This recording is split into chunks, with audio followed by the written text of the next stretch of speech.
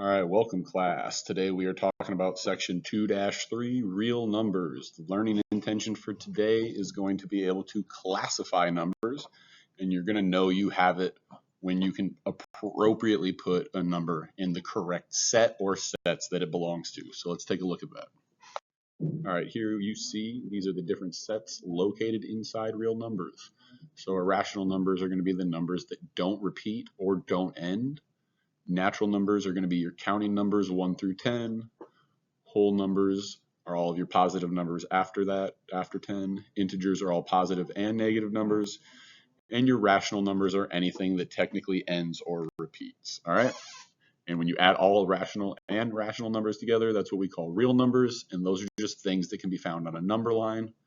All of these definitions are going to be on the next couple of slides. All right, once again, here's our definition of real numbers. So anything that can be found on a number line, and real numbers can either be rational or irrational.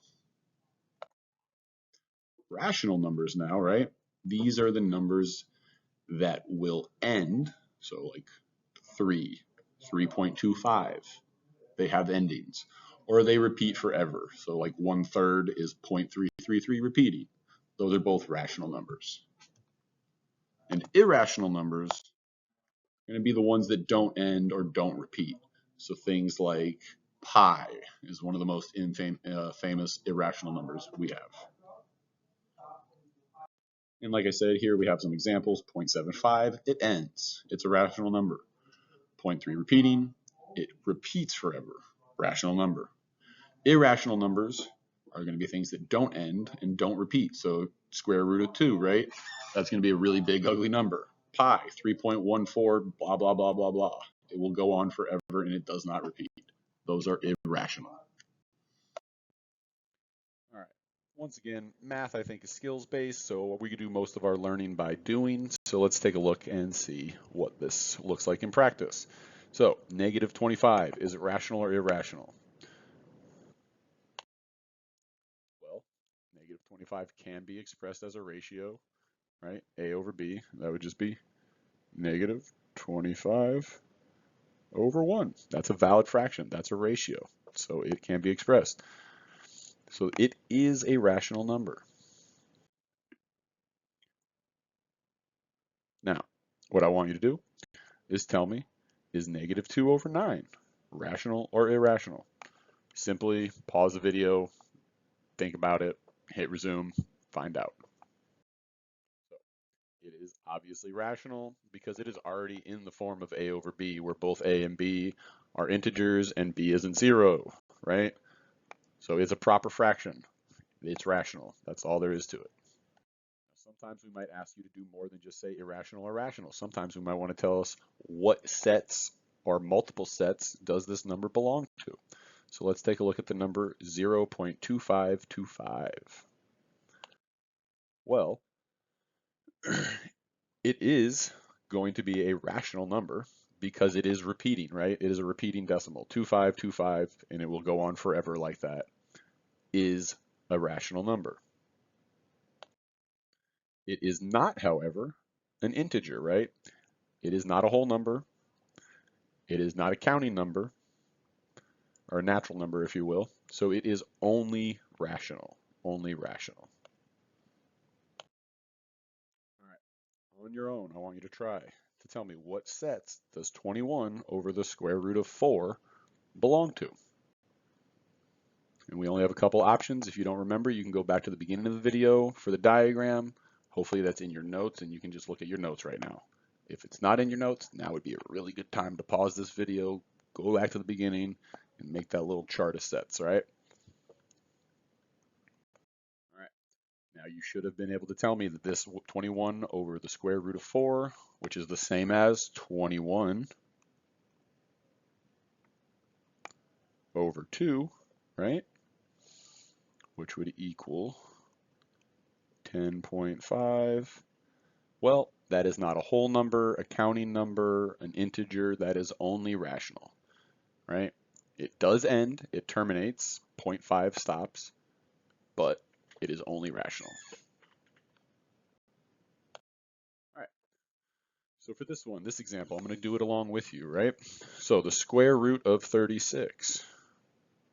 Which sets does it belong to? First thing would be to simplify, right? I would suggest typing 36 into your calculator, hitting the square root button, and you should get the answer 6, right?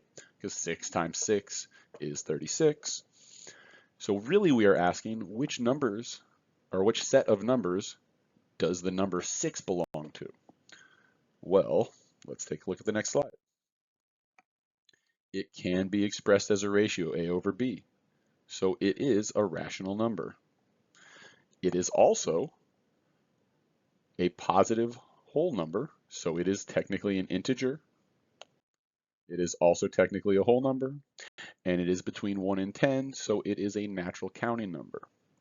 So 6 will be a natural number, a whole number, an integer, and a rational number.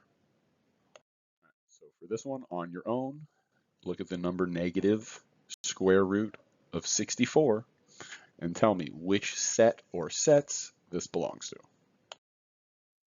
So the negative square root of 64, the square root of 64 should have been 8, and the negative sign in front means we are actually dealing with negative 8. So we are trying to find out what sets does negative 8 belong to. And you will find out that that is just rational and integer sets.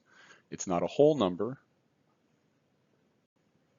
because it is negative, and it is not a counting number because, once again, it is negative. So this example looks the same, but it's a little different, and that's because of what we get when we simplify this square root. So once again, I'm asking you to tell me the sets that negative square root of 7 belongs to. The problem here is when we take the square root of 7, we don't get a whole number. We don't get a perfect square. What we get is negative 2.64575131 ... which means it continues. So the fact that it does not repeat, none of these digits are repeating forever, and it doesn't appear to end. It will just go on like this. That means it is not a rational number. It is irrational. That being said, a quicker way to think about it is if you take the square root of a number and it is not a perfect square, it is irrational. All square roots are irrational except for perfect squares. Once again, this slide is just showing that the fact that negative square root of 7 does not repeat and does not end means it is irrational. All right, last one for you guys. Tell me the sets that the number pi belongs to. If you don't know what pi is, I suggest doing a quick Google and you should have your answer. All right, and the answer is irrational. Pi is actually the most famous irrational number. Anytime you see pi, you know you are dealing with an irrational number. All right, have a good one.